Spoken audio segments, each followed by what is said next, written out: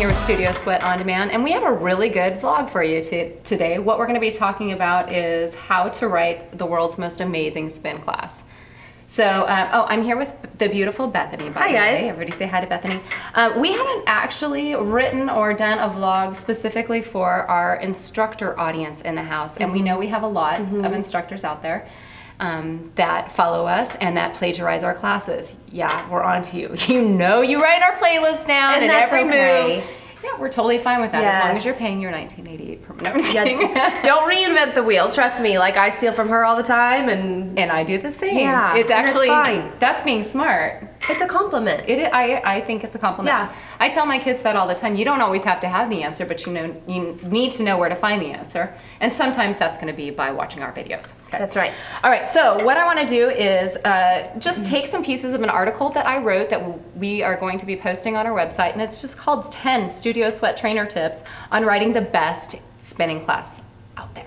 Okay, all right, so these tips came from the Studio Sweat trainers, and I will give them credit where credit is due. We're just gonna go through some of them, not all of them. There's 10 tips on the article on the website, so just check out those tips and the details that goes along with each of those tips, okay? All right, number one, this one is from me. Yay. Yay. First, decide on the drills or the theme of your class, then set the music to that. So don't do it in the reverse order, because I know when I was a rookie, I used to come up with my playlist first, and then I would make my drills fit into my playlist. That's the opposite of what. So hard. Yeah, it's the opposite of what you should do.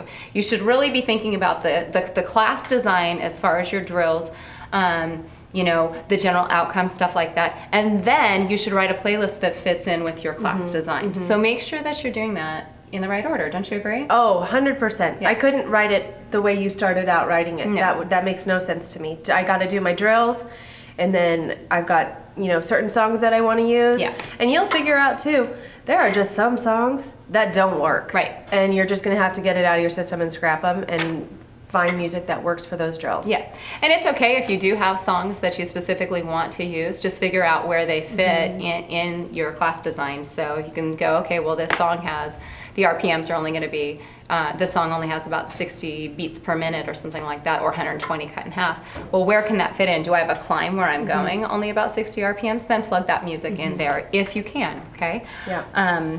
And for those songs that I was just mentioning that like you love but you cannot make them work on the bike, like we pop up and we do core. Yeah. Sometimes I will get it out of my system and use it for a core song because I want to use it so bad. Yeah. But it doesn't work. Right. So I'll use it for core or something like that, and then I'm like, okay, I got it like out of my system. Yeah, one of the other tips that we do talk about, and I think that this one probably did come from me as well, is though, think outside of the box when it comes to your music selections, because a lot of times there's great songs out there that work so well that you never would have thought of as a spin climb or a spin song. Like Walking in Memphis one time, I played that and they were just like, yeah, or you know, Elton John, your song, you know, stuff like that. Those can really, really work. Anyways, let's go to another trainer tip. This one Bethany's going to read to you, and it comes from trainer Mike, who you all know and love. Yeah, Mike thinks about his targeted outcome. Like, what is the goal of the class? How does he want you guys to feel at the end of class?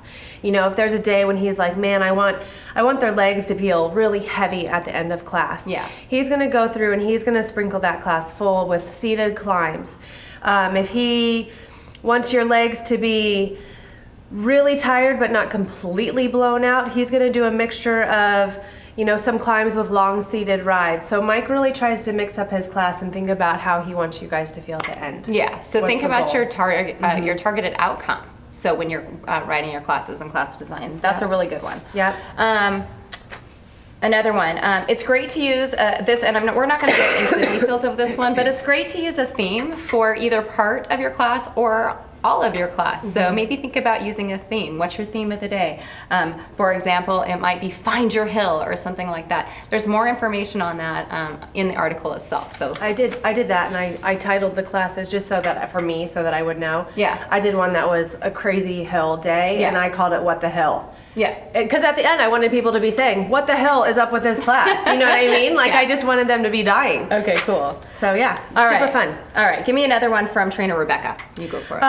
Trainer Rebecca always thinks how she can offer tips how to spice it up, which you guys have heard her say often, or to tone it down. Because Rebecca can be so intense and running 100 miles an hour up a mountain, but some people aren't ready to run 100 miles up an hour. And she knows that. And she knows it. So she always needs to think of her audience and when she can spice it up and when she can tone it down, and you guys can think of that too with who's coming to your class. Yeah, so in your class design, make sure that you can provide options for people. That's the general idea there. Try to cater to everyone so that everyone feels success. Which goes into another tip that came from Rebecca, which is be adaptive. So make sure that you have your class design, but you've got to be able to go with the flow. So we give you some more tips on that specific topic in the article, so take a look. Next one, in general, is thinking about your audience. And this came from Mayor W. She said that one of the things that's really important in her book is thinking about the class type or the time of day that the class is. So if it's a 5:30 a.m. class, she's going to be thinking these people need a little bit more time to wake up. Yeah. Okay. And so she's going to be thinking about that in her class design, in her music selection, and everything like that. So this all comes in knowing your audience. If it's during the weekend, what do you think? Oh, like hop to it, get to work. Hop to it, get to work. Oh yeah, for the party weekend. music. Oh yeah, but like Mayor W's even said, like on occasion she'll give those 5:30 a.m.ers possibly like 2 warm-up songs because they're just walking in here still waking up. They've still got bed on their face, you know, and it's like they gotta work that out a little bit. So think about your audience. Know your audience. Know if it's a mixed group that's coming in with mixed meaning different fitness levels is what I mean. Or if it's a higher fitness level group in general that's coming in, are they tired? Are they wide awake? Get a general feel for the class.